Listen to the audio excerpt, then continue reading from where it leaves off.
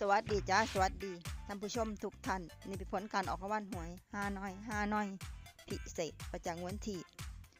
21มิถุนายน2569รางวัลเลข2ตัวรางเลขที่ออก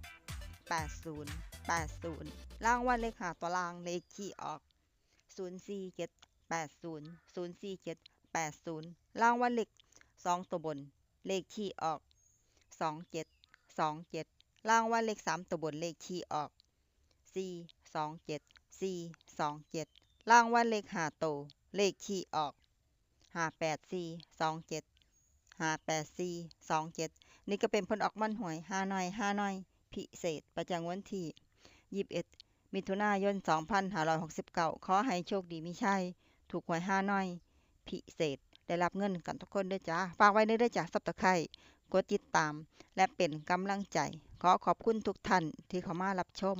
และรับฟังแล้วมาพบกันใหม่ในผลการออกหวยฮานอยในเวลา 18:30 นาทีในฮานอยปกติสำหรับครั้งนี้ขอบคุณและสวัสดีจ้า